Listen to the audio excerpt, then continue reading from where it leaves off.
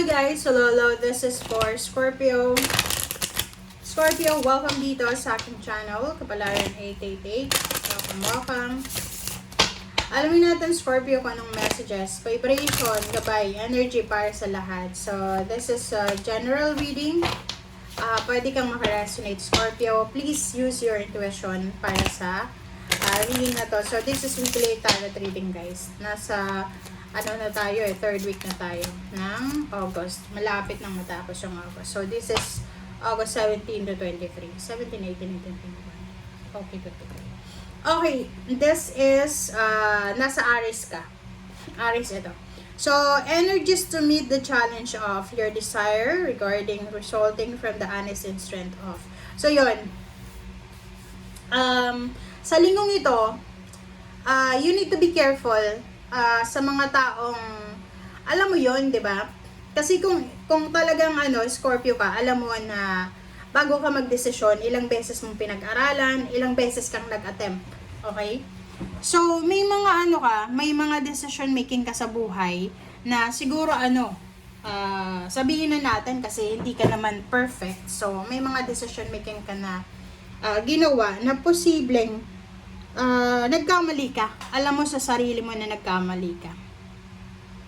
So, this week, may mga mararamdaman kayo na parang regrets.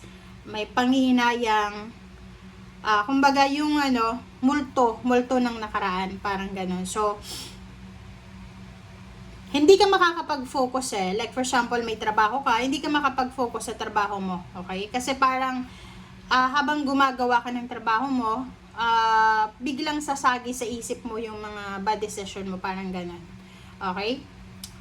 Dito sinasabi ng baraha sa'yo na because of your honesty, okay? Kasi, like for example, kung ayaw mo na talaga sa relationship, posibleng nakipaghiwalay ka na, or ayaw mo nang magtrabaho, so nag-resign ka na, parang ganun. Sinasabi ng baraha na to na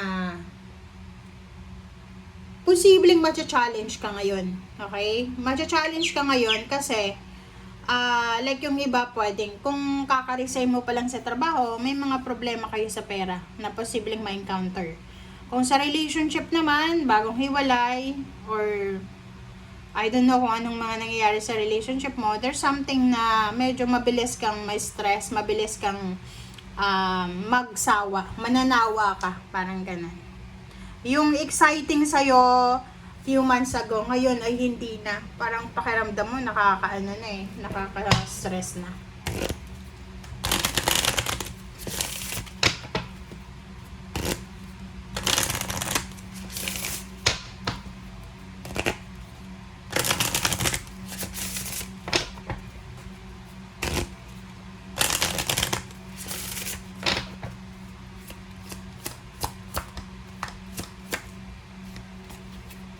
Okay. Orphan. Nako.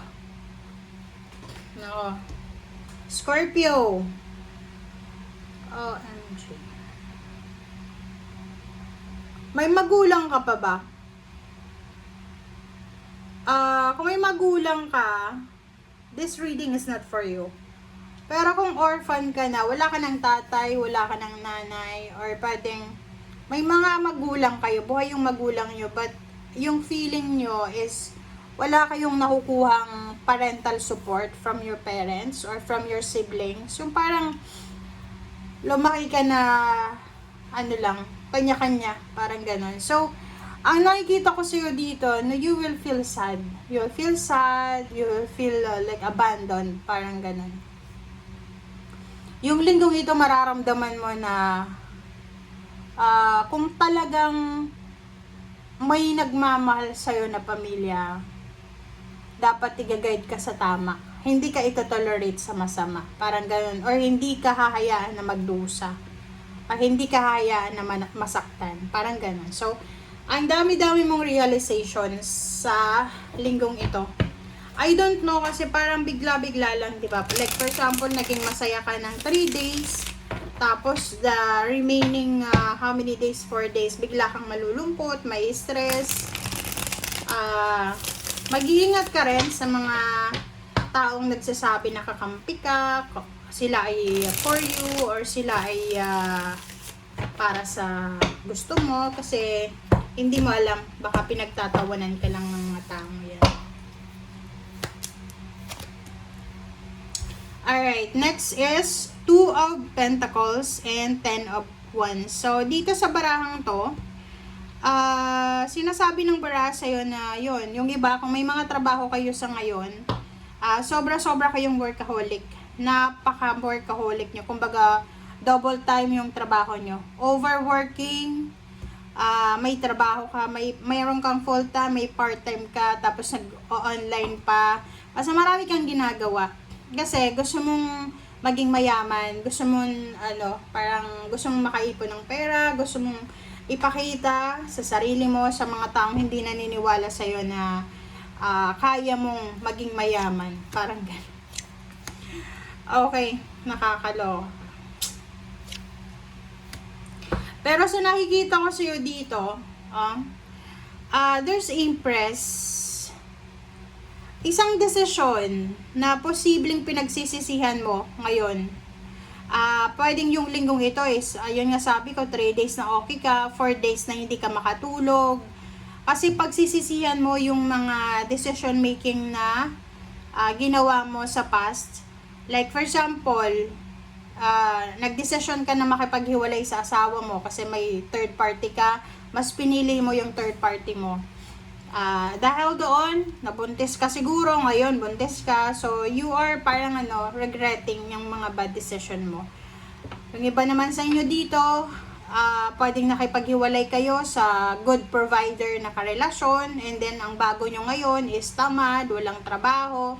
So you are handling all the responsibilities. Ikaw yung gumagawa ng lahat ng responsibilidad. Kaya hindi ka makatulog sa gabi, na-stress ka, na-depress ka, ina-anxiety ka kasi parang gusto mong talungin yung sarili mo, bakit ganyan yung decision mo, bakit ganyan.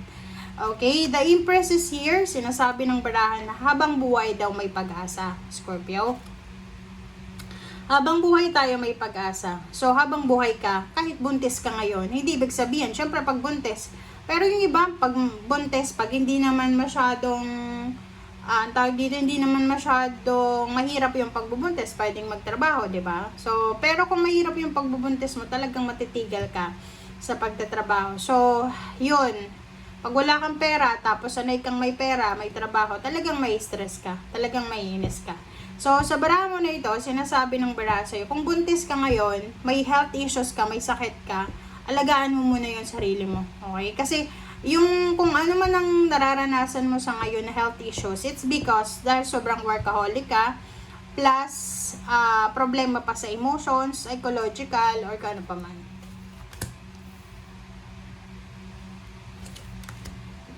Okay, so sa nakikita ko sa'yo dito, isang pangarap or plano, parang ganun.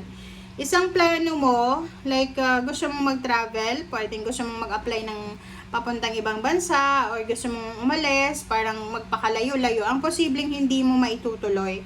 Yun na nga, like, yun, plano mong mang-ibang bansa, kung dati kang OFW, plano mong makipagsapalaran ulit, pero sa kasamang palad, pwedeng may mga obstacles and challenges.